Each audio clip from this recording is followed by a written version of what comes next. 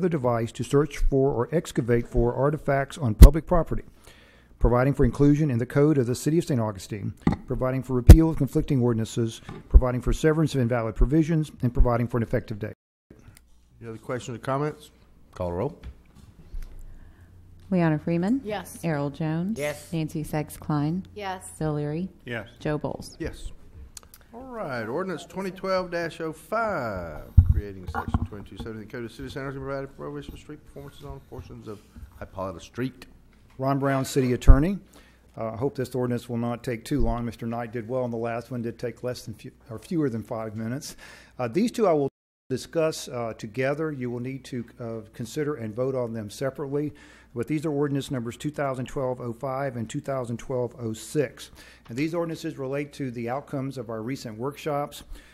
Specifically, the two that were ones where we took the most public comment were the ones on February 23rd and March 8th of this year, where we heard significant comment concerning difficulties that had arisen concerning Hypolita Street, as well as the other streets which run east and west off of St. George Street.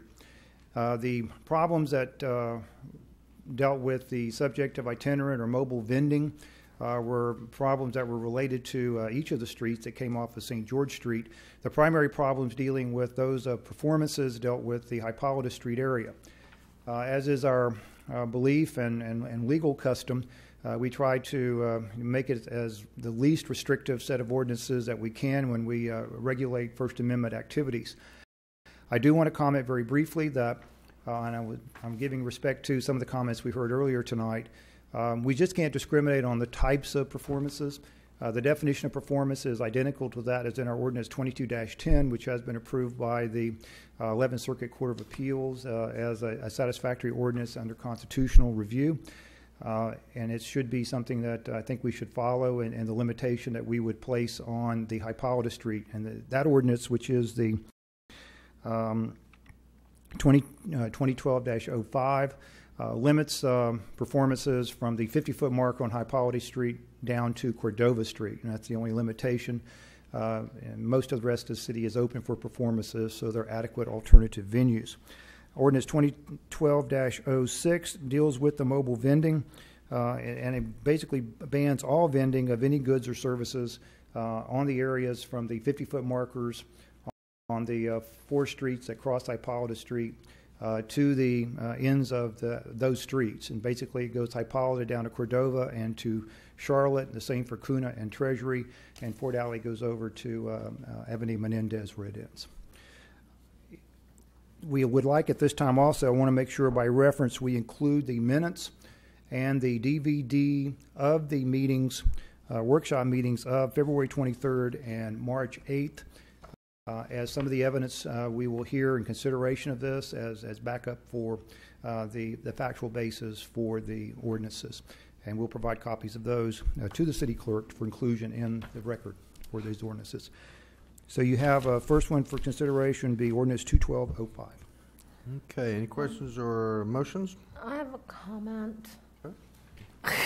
As expected, I have this really ongoing problem with lumping in the visual artists with the street performers, and it makes me, while I support an expansion of the ban of my definition of street performers, which may not be the same as a particular court's, and I'm very sympathetic to the business owners. It's, having been a business owner on St. George Street, it's very hard to listen to the same entertainment day after day, and on and on, and all the things that we've talked about at the special meetings, the workshops. But I agree with Charles Dickinson, who said, we're expanding this to a group of people that there isn't a problem with, one, and number two, for me, is the most constitutionally protected group of artists, or if you want to call them performers. So I support this, but I don't know that I'm going to vote for it unless there's an exclusion for visual artists, and Mr. Brown and I have not had a chance to take this aside and talk about it, and I guess we'll do that before the next meeting. Yes, because I want, if other commissioners agree with me, then I want to know if we can exclude, if you look at the definition of street performer, it's troublesome for me. And I know that it may be accepted by somebody else who 11th Circuit Court of Appeals. Yeah, somebody else being the Court of Appeals. I don't know. I would like to remove, perform includes, playing instruments, pantomime, mime, magic, dancing, juggling, artistry, and remove the creation of visual art, which means drawings or paintings as applied to paper, cardboard, canvas, or cloth. I would like to remove that. That would be a big accomplishment for me because I've never heard anybody complain that, especially in these areas, that there's been somebody painting who was disruptive to public safety or their ability to conduct business in a licensed professional way. And I'm wildly sympathetic to your cause, but I'm also wildly aware of the fact that it's almost impossible to discriminate among the various types of expressive activities and saying you can allow one and not another because you're no longer content neutral, and that can cause But us aren't those that I just mentioned the more constitutionally protected than the others? Well, those goes back to those New York cases where Right. they didn't have permits available for everyone who wanted to vend in public places in New York. And the court held under those circumstances, well, artists, specifically painters, sculptors, photographers, and printers would be exempt. But then the question arose later on, just exactly what is that? And the larger question is that in other jurisdictions which have taken a look at these types of ordinances, they don't get into those types of distinctions. And even in New York, they had some difficulties in sorting out what is or isn't in those categories. But that exemption has never been overturned by any court that I'm aware of. And when they made that exemption for those particular artists, they did not make an exemption for people playing musical instruments, singing, pantomime, dancing, et cetera, those that are obviously going to have more of an impact on those around them. So for me, I would be willing and I would like to make that exemption, and if an artist and see where it leads us. And I just have to advise you, in our humble opinion, and we're having a content neutrality problem with it. And with all due respect, it's No, just. I understand. Yeah. I understand, but you're also not saying that or are you saying that would be a guarantee failure of the ordinance? Because what I understand you to say is this is the safest way to pass it, but you're not guaranteeing that we couldn't do it another way either. As a fellow attorney, I never give somebody absolute odds on anything, whether you're going to win or lose a case. I know better. But I will say this, I don't believe our odds favor us in being able to support that as being a content-neutral ordinance, especially when we have one that is. Could you explain to me why you think that removing creation of visual art, which means, and wares, which means drawings or paintings or paper or cardboard, is different from making crafts or singing? Why is it different? Well, why should it be excluded because and the there's other not? Because when you sing, singing is a constitutionally protected right too. Well, when the courts in New York made that not getting exemption, that. They specifically, they did not extend that extra protection to them. So that's what I'm relying on. Is that Well, correct? I keep in mind this also. If you have to pick a court, I'm going to go with the 11th Circuit. They're the ones that oversee us, and that's the law of the land as far as we're concerned. And we actually are the law of the land in the 11th Circuit when it comes to these types of issues. This is the one that now referenced as being the seminal case on performances of this type in public places, and other states and other courts in Florida have used that case as a basis for it. Now, you're right. I'm not going to say there's an absolute guarantee that you might not prevail with it, but I'm going to tell you you have a safe harbor here that says you will prevail under this ordinance. And if you deviate from that, I would think that you would have a problem with content neutrality, and you might open the door to an adverse decision. Well, And we can debate this more, but the answer is not going to change. We've debated it over and over for years. The answer isn't going to change. But the way I interpret it is that and this you- is the you- safe. Let me just finish. honestly, That this you is the don't have to vote for safest. That this is the safest way to go. But we have not, that I'm aware of. Correct me if I'm wrong. And we have not. The court has not ruled that the visual artist could not be exempt. Right? I haven't said a specific finding on that. What I have are cases which basically say that you cannot discriminate on the subject matter or content of an artistic or constitutionally protected expression. And as soon as you do that, then you're starting to run off of a constitutional framework of protection. Okay. And all of these items that we're talking about are basically expressions and performances. And to say you can perform one thing and not another strikes me as being a very difficult thing to defend. Okay.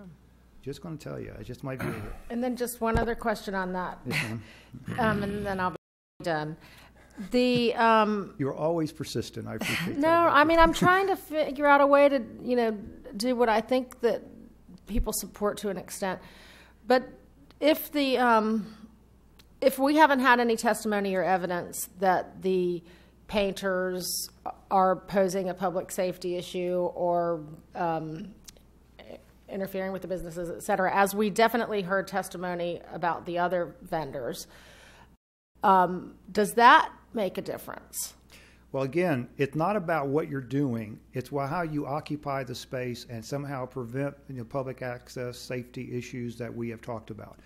The testimony had to do with, all right, we have people who are on our sidewalks, who are performing activities on our sidewalks that cause the types of difficulties that were described in our testimony. If they're vending something there or they're performing there, they're still occupying the space. And what we're saying is we're not going to pick and choose what you do when you're doing that. But if the result of what you're doing is that you're causing these types of difficulties, and we have an authority at that point under reasonable time, place, and manner restrictions to regulate that activity. But we're not going to get into what the activity is in a sense of saying, well, you can do it and you can't. Because I think that's when you have a difficulty. Mayor, can I ask a question? Sure. I'm going to come at this from two completely different directions with two questions. One is, I agree with Liana's concern because basically what we're saying here is that an artist can go onto the street. He cannot sit down and paint a street scene, but he can take a picture of it and then go back to his studio and paint it. It's an odd distinction for us to be making. On the other hand, apparently the 11th Circuit, and Mr. Brown, I would love to read the opinion if you could provide me a copy. Sure. Apparently the 11th Circuit ruled that this very definition of perform is constitutional for Hypolita Street, for St. George Street and within 50 feet of it in either direction, correct? The exact language. Yes. And so therein lies the safety of using the exact same language, just extending it to Hypolita Street. My coming at it from the opposite direction is this. When we adopted the ordinance for St. George Street, or when the city did that, it said also within 50 feet on the cross streets. And there was a reason for that. I can surmise the reason being that, well, they could be heard 10 feet off of St. George Street and create all the problems that being on St. George Street are. If we adopt this ordinance the way it is, anyone who is prohibited from engaging in these activities on Hypolita Street can go to the intersection of Spanish Street, Cordova, or Charlotte and do those activities right at the intersection. It won't be meaningfully different. They'll be 1 foot off the intersection. I don't know if we will have solved the problem that we took testimony regarding. It'll help the merchants, but they're going to be real close to where they can be today. And I agree with Mr. Leary because I do share the desire to solve those problems, but I do have to defer to the city attorney's rationale that we respond to the testimony we received, and that was overwhelmingly Hypolita Street. In much in the same way as we did when we had vending going on in the plaza, prohibited that. It moved to west of the government house. Once that became a problem, we were able to, and I like the step approach. It just seems more responsible, and it also it's more defensible in terms of what we attach to our ordinances. So I'm comfortable with the ordinance, and you're right. We will get someone that will say, "Hey, what about Treasury and Cuna, etc.?" And we will, especially because we're doing that in the next ordinance. We are including Cuna, Treasury, Ford Alley, but I think we do have to be more considerate of protected speech than we do the non-protected commercial speech. So in that regard, I'll go ahead and make a motion to take ordinance 2012-05, place on first reading, read by title only, and passed, and move to public comment. I'll second. Ordinance 2012-05, an ordinance of the City of St. Augustine, Florida, creating Section 22-17 of the Code of the City of St. Augustine, providing for prohibition of street performances on portions of Hypolita Street, providing for definitions, making findings, providing for inclusion in the Code of the City of St. Augustine, providing for repeal of conflicting ordinances, providing for severance of invalid provisions, and providing an effective date. Any other questions or comments? Call the roll, please. Joe Bowles, Yes. Nancy Sachs Klein, Yes. Bill Leary, Yes.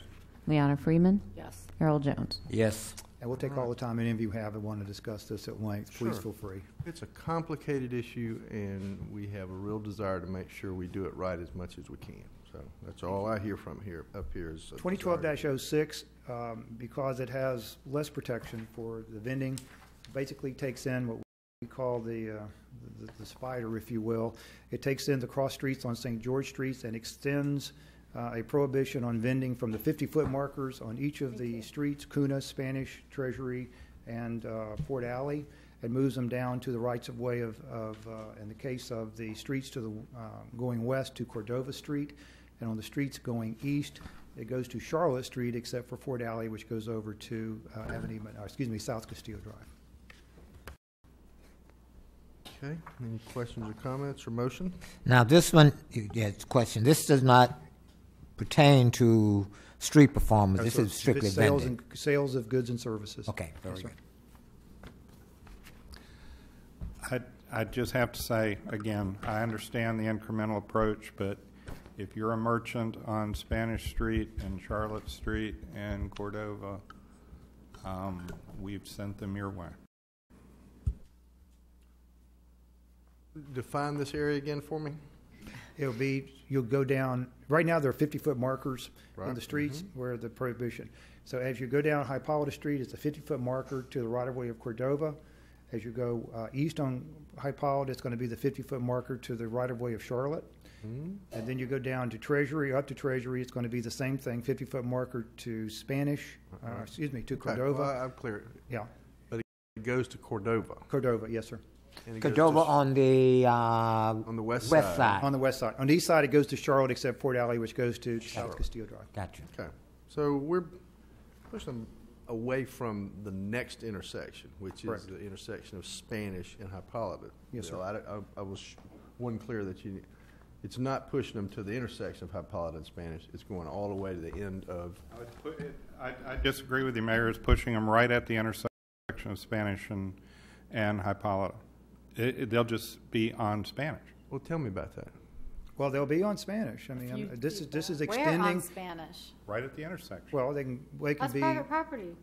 Well, it's on the street there. There's no sidewalk there. They can't be on the street. I'm not going to be able to Right. block the street. I don't know what. There's no sidewalk there that I know of on Spanish that will. So be then on- the only remedy then to push it all to Cordova is to include the length of Spanish and the length of Charlotte. Is that correct? You could do that. Now, Well, like I said, we've when you done look it at it from a with practical standpoint, George. there is no sidewalk on Spanish that I know of. Charlotte has There's no a sidewalk on sidewalk, Spanish. which you really couldn't even service on without blocking it. But It's there's so narrow now. but there's a parking lot on Spanish. That's not public. I don't know that it's There's a open. It's private not. lot. It's not open for a right No, of way. which one? The parking lot. Tolomato is public. Yeah, but it's Tolomado's not- public. But that's for parking. It's not a park.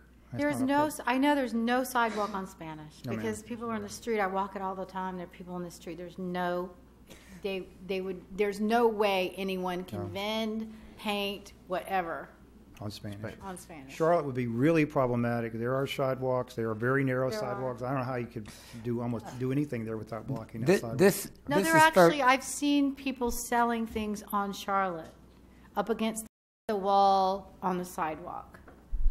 This is first reading, so when we come back for second reading, if possible, let's make sure we have a map, Okay. photographs that we can visually. I mean, I'm trying to visualize it in my mind, and I'll go and look at another time. But we can visually look at what we're talking about. Yes, sir. Okay. Okay. With Any that other- being said, Well, we have a notebook that we're given maps and things. My question is this, no, I no, no. apologize to the other commissioners in the I'm not in community here. because I did miss the last workshop. I had a family medical matter that I was just, there was no way around it. But what, can you just give me an update, because this is, There was not this a was subs- something, this is in response to what we asked for There was not a couple of substantial amount of additional evidence presented. There was some evidence, especially dealing with Cuna Street and some of the setups that were occurring on Cuna Street. There was some more anecdotal testimony. Most of the testimony goes at the workshop of February 23rd. Yeah, we didn't cover much. Okay, so did we discuss this incremental approach versus the? We presented at that I time assume citywide these approach? ordinances along with a larger ordinance that looked at a citywide, and the consensus was that let's start off with the incremental approach. However we finally decide that will be determined, and then we'll have to give further consideration to a broader approach. So this is really, these two ordinances are really just to kind of give us a little breathing room to Yes, ma'am. deal with the immediate concerns, Yes, ma'am. and then we can intend to continue with a more comprehensive. My understanding of the approach. Commission's consensus at the last workshop, this was not a final solution by any means. Okay, Exactly right. that's what that was my understanding. Sure. Okay. You were getting ready to. I was going to make a motion. It is, First reading, which one I get to? 2012-06. 1206. Yeah, 2012-6 be placed on first reading, read by title only, and passed. Is there a second? I'll second. Ordinance 2012-06, an ordinance of the City of St. Augustine, Florida, creating Section 22-18 of the Code of the City of St. Augustine, providing for prohibition of mobile vending on portions of Hypolita Street, Cuna Street, Treasury Street, and Fort Alley, providing definitions, making findings, providing for inclusion in the Code of the City of St. Augustine, providing for repeal of conflicting ordinances, providing for severance of invalid provisions, and providing for an effective date. Any other questions or comments? Call the roll, please. Earl Jones, Yes. Nancy Sykes Klein, Yes. Bill Leary, Yes. Leona Freeman, Yes. Joe Bowles. Yes. All right. Thank you, Mr. City Attorney. Are you presenting? Who's presenting Resolution 2012-09? We did that one. That You was- need to do that's- 10. We've done. 2012-10.